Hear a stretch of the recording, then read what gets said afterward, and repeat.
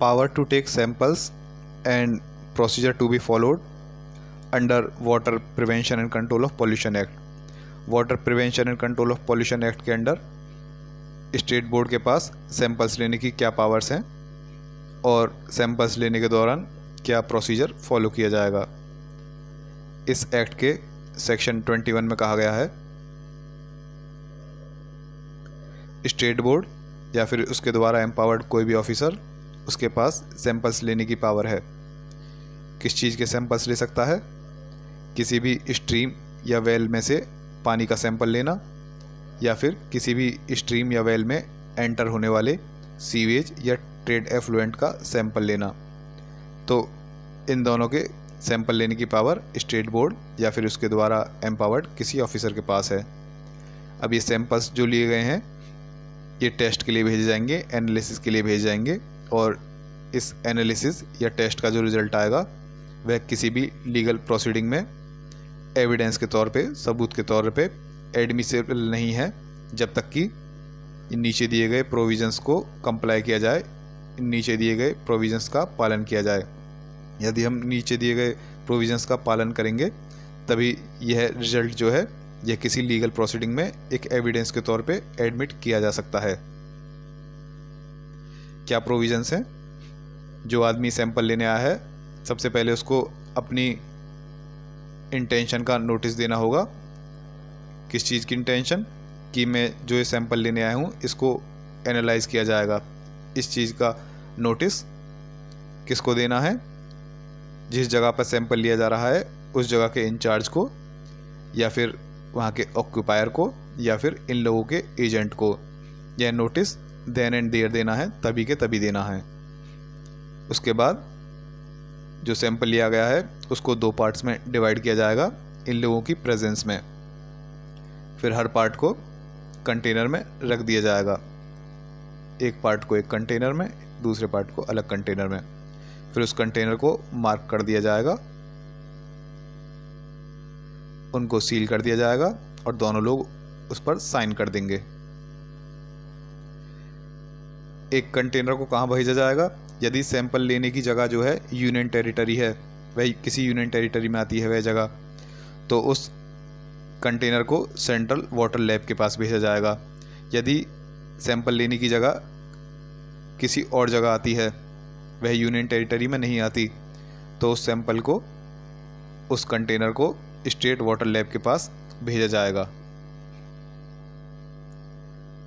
यदि उस जगह का ऑक्यूपायर या फिर एजेंट रिक्वेस्ट करता है तो दूसरे कंटेनर को भी इसी प्रकार सेंट्रल वाटर लैब या फिर स्टेट वाटर लैब के पास भेज दिया जाएगा। यदि जगह यूनियन टेरिटरी में आती है तो सेंट्रल वाटर लैब के पास, यदि कोई और जगह हुई तो स्टेट वाटर लैब के पास।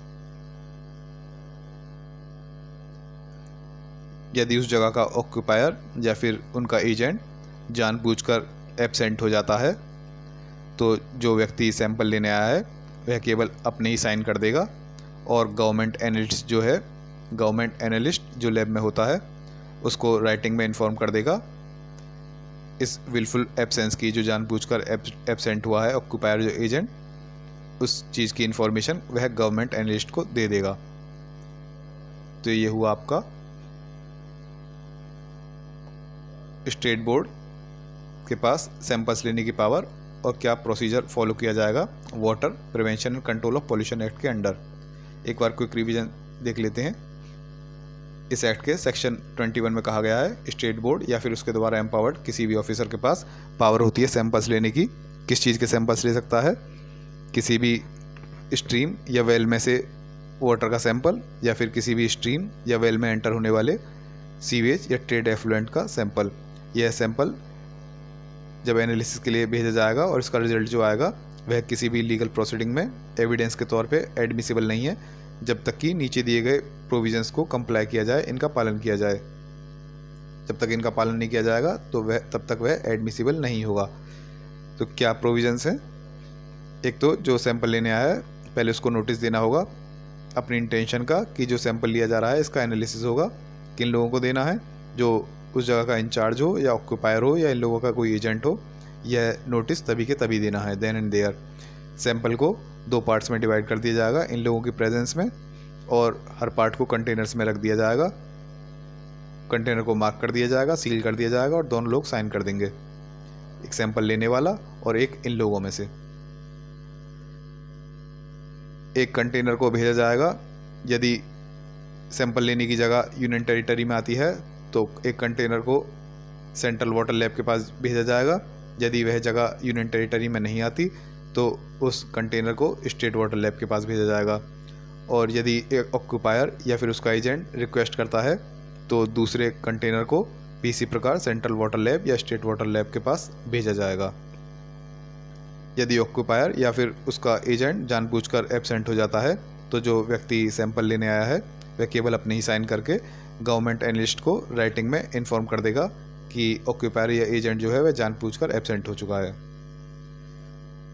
तो ये होगा आपका power to take samples and procedure to be followed under water prevention and control of pollution act.